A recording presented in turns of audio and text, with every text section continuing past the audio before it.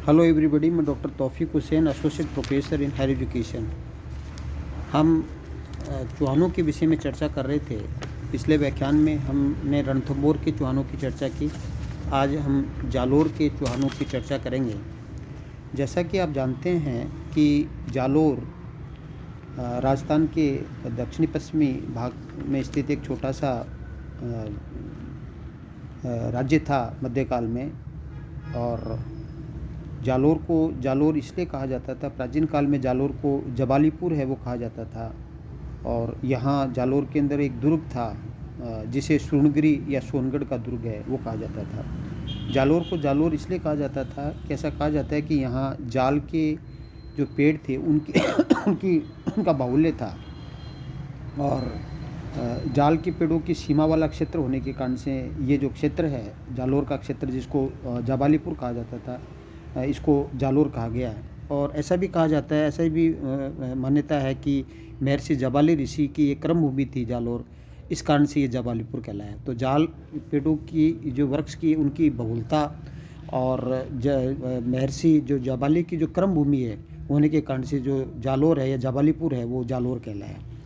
तो देखिएगा जो जालोर है उसमें जो चौहान वंश की जो स्थापना है उसका करने का श्रेय जो नाडोल के जो शासक हैं, जो अलण थे, उनके छोटे पुत्र कीर्तिपाल है, उन्होंने जालोर के चौहान वंश की स्थापना की। और जालोर के चौहान वंश की स्थापना करने का जो श्रेय है वो कीर्तिपाल को जाता है। और उन्होंने 1181 में जालोर के चौहान वंश की स्थापना की। और जो कीर्तिपाल चौहान है उनको जो नैन्सी है वो कीतू ए महान राजा है के नाम से पुकारते हैं।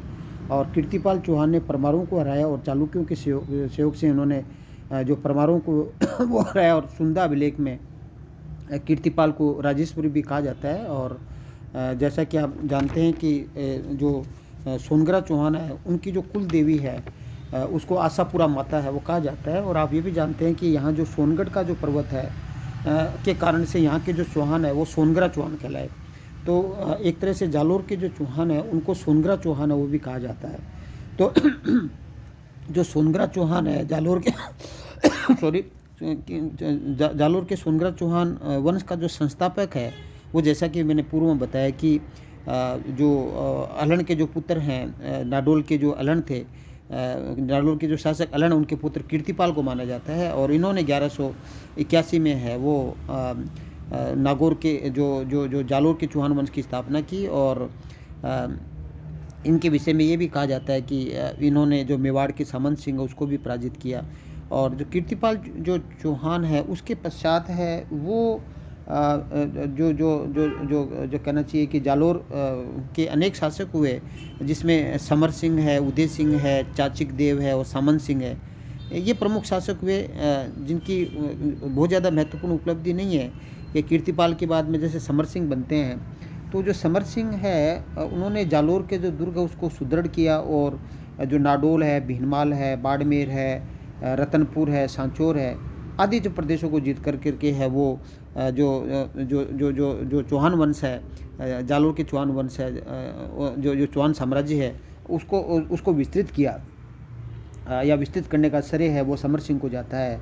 और इसके पश्चात है वो जो समर सिंह है, समर सिंह के विषय में ये भी हम कह सकते हैं कि ये कीर्तिपाल चौहान के पुत्र थे और जालोर के दुर्ग को उन्होंने सुदृढ़ किया।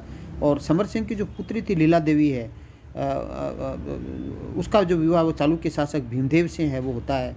और इस प्रकार उन्होंने जो चालुक्यों के साथ है वो मैत्रीपूर्ण संबंध स्थापित किए।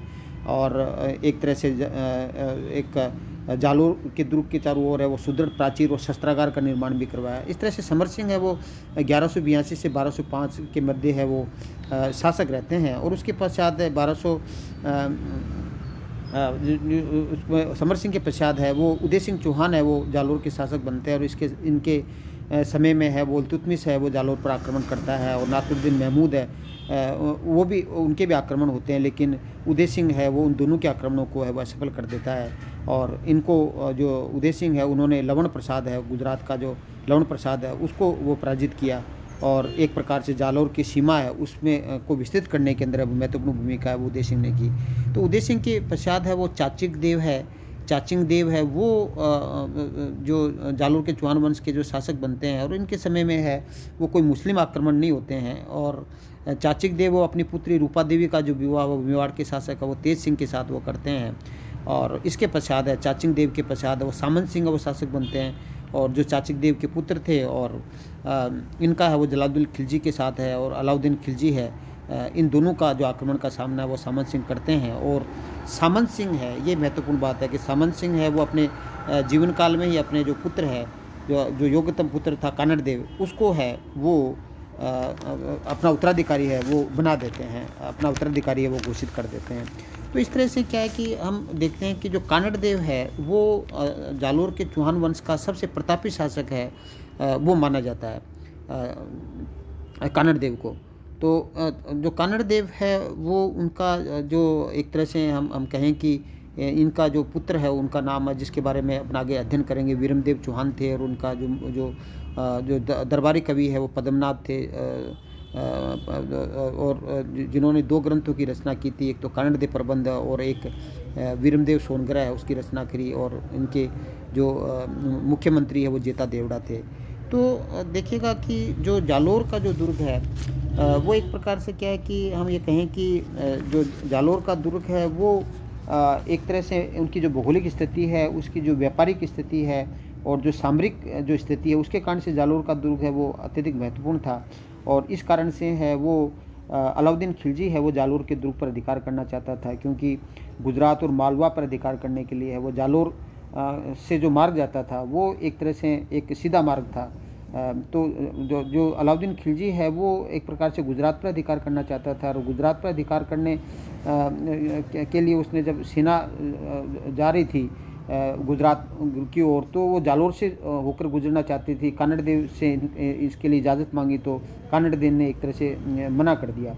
और ऐसी स्थिति के अंदर क्या है कि जब जालोर से वापस जो गुजरात से सेना है वो जो अलाउद्दीन की सेना है वो जालोर से न जाकर के मेवाड़ से होकर के गुजरी, और मेवाड़ के शासकों ने वहाँ इस सेना से वो कर वसूल किया। और जब वो अलाउद्दीन की सेना जो सोमनाथ के मंदिर है उसको लूट करके है वो धन संपदा लेकर के जब वापस आ रही थी, तो ऐसी स्थिति के अंदर क्या है कि जो कानड़ देव की जो सैनिक है या कानड़ देव ने उनकी सेना पर वो आक्रमण किया, और आक्रमण करने के कारण से है वो उनका काफ़ी धन वो छीन लिया, जो अलाउद्दीन खिलजी का जो सेनापति था उलुग खां से।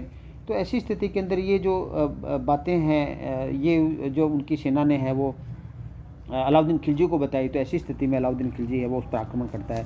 तो एक प्रकार से एक तो अलाउद्दीन खिलजी और कानड़ देव के बीच में जो संघर्ष का जो प्रमुख कारण है वो एक प्रकार से क्या है कि जो कानड़ देव द्वारा है वो अलाउद्दीन खिलजी की जो सेना है उसको जो रास्ता नहीं देना वो माना जाता है, एक तरह से मार्ग देना नहीं माना जाता। तो इसके अलावा जो अलाउद्दीन जो एक तरह से जो कानड़ देव प्रबंध में ये बात ये मिलती है, जबकि जो फरिश्ता है वो ये कहता है कि जो 1305 में है वो एनुल मुल्क मुल्तानी के नेतृत्व में अलाउद्दीन खिलजी है वो एक सेना भेजता है, और एक प्रकार से एनुल मुल्क है वो एक प्रकार से वो संधि वार्ता के लिए है वो अलाउद्दीन कानड़ देव के पास जाता है, और कानड़ देव को एक प्रकार से मना लेता है, और वो एक तरह से अलाउद्दीन खिलजी के दरबार में आता है कानड़ देव। लेकिन वहाँ अलाउद्दीन खिलजी है वो कहता है कि मुझे कोई हिंदू शासक पराजित नहीं कर सकता। तो ऐसी स्थिति के अंदर है वो जो कानड़ देव उसको एक चुनौती के रूप में स्वीकार करते हैं और जालोर लौट जाते हैं। तो तारिक के फरिश्ता है वो एक तरह से अलाउद्दीन खिलजी के द्वारा है वो कानड़ देव का जो दरबार के अंदर है, अलाउद्दीन खिलजी के दरबार में कानड़ देव का जो अपमान किया, और तो वो भी एक कारण माना जाता है, वो फरिश्ता है वो उसका एक कारण मानते हैं। जबकि नैन्सी ये कहते हैं कि जो अलाउद्दीन खिलजी के दरबार के अंदर है वो संधि वार्ता के लिए है वो अलाउद्दीन खिलजी कानड़ देव नहीं गए अपितु उनका जो पुत्र है कानड़ देव का वीरमदेव गया, और वीरमदेव जब गया तो ऐसी स्थिति में अलाउद्दीन खिलजी की जो राजकुमारी थी फिरोजा, उसके साथ है वो एक तरह से प्रेम प्रसंग है वो प्रारंभ हो जाता है, और एक तरह से फिरोजा है वो कानड़ देव से है वो विवाह करना चाहती है, लेकिन एक तरह से जो कानड़ देव है वो प्रारंभ में मान जाता है, लेकिन बाद में वो जालोर जा कर के मना कर देता है। तो इससे है वो अलाउद्दीन खिलजी क्रुद्ध होता है, और वो नैन्सी कहता है कि इसके कारण से है वो जालोर पर है वो एक तरह से है वो आक्रमण है वो करता है।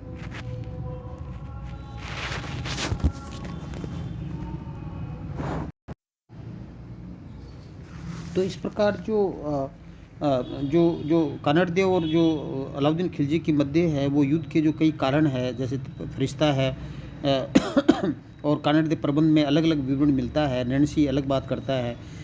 लेकिन जब कानड़देव प्रबंध में इस बात का भी उल्लेख पद्मनाथ करता है कि जब जो जो जो अलाउद्दीन खिलजी की जो सेना है उसको कोई सफलता नहीं मिली कानड़देव को पराजित करने में, तो ऐसी स्थिति के अंदर क्या है कि जो अलाउद्दीन खिलजी की जो राजकुमारी फिरोजा है वो स्वयं एक विशाल सेना लेकर के जालोर पर अधिकार करने के लिए जाती है।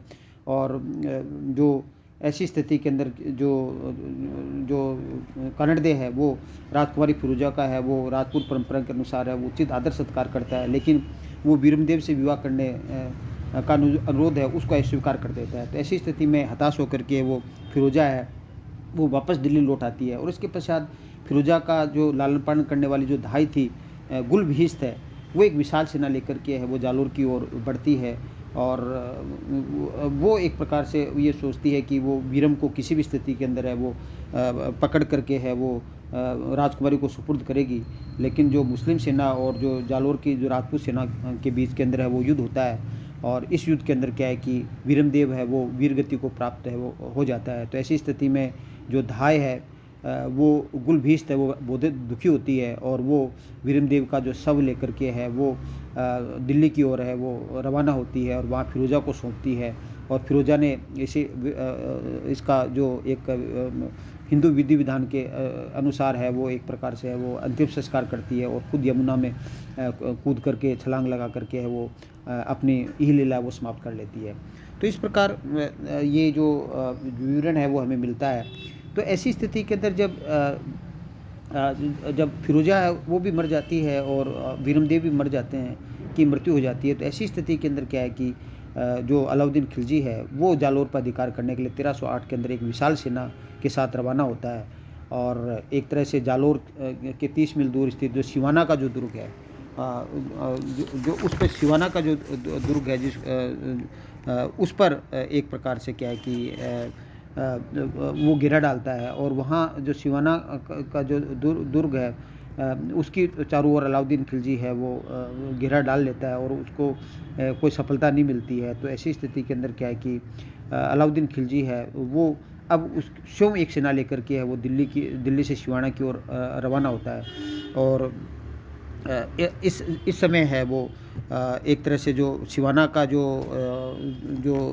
दुर्ग है जो एक तरह से जालोर के दुर्ग की जो कुंजी इसको कहा जाता था, और इसको कुंभट या कुंभाना या दुर्ग के नाम से भी जाना जाता था। ये बाड़मेर के अंदर स्थित है और इसकी स्थापना है सिवाना दुर्ग वो वीर नारायण पवार ने की थी।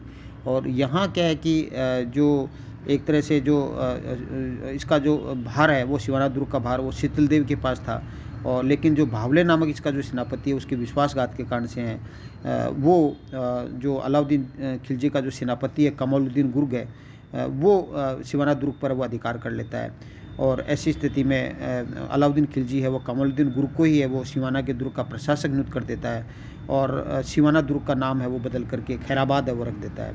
तो इस तरह से इस समय है वो यहाँ की राजपूत ललनाएँ हैं वो यहाँ जोर करती हैं मनादे के नेतृत्व में, और एक तरह से जो शीतल देव है के एक तरह से है वो शाखा है वो केसरिया वो करता है। तो इस तरह से सिवाना के दुर्ग के अंदर है वो दुर्ग पर है वो अलाउद्दीन खिलजी का अधिकार हो जाता है। तो सिवाना दुर्ग पर अधिकार जो जब कर लिया तो ऐसी स्थिति के अंदर क्या है कि जो अलाउद्दीन खिलजी है वो 1311 के अंदर है वो जालोर के दुर्ग है उस पर है वो कमालुद्दीन के नेतृत्व के अंदर ही है वो एक तरह से वो सेना भेजते हैं, और अलाउद्दीन खिलजी की सेना और जो एक तरह से जो क्या करना चाहिए कानड़देव की जो सेना के मध्य है वो युद्ध होता है, क्योंकि सिवाना का जो दुर्ग पर अधिकार किया था तब कानड़देव ने वो अलाउद्दीन खिलजी की अधीनता स्वीकार नहीं की थी।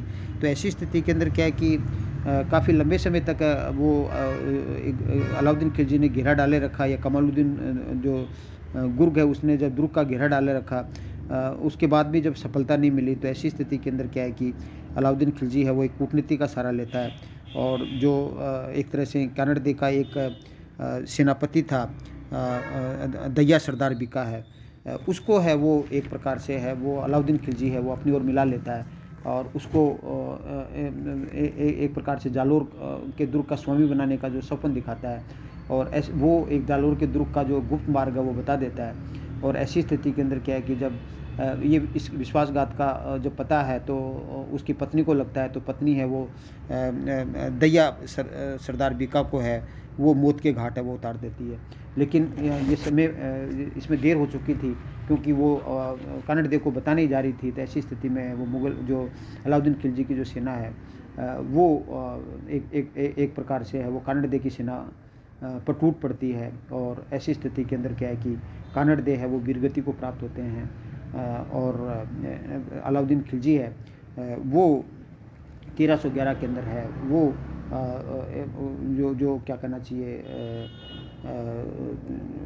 जालोर का जो दुर्ग है उस पर वो अधिकार है वो कर लेते हैं।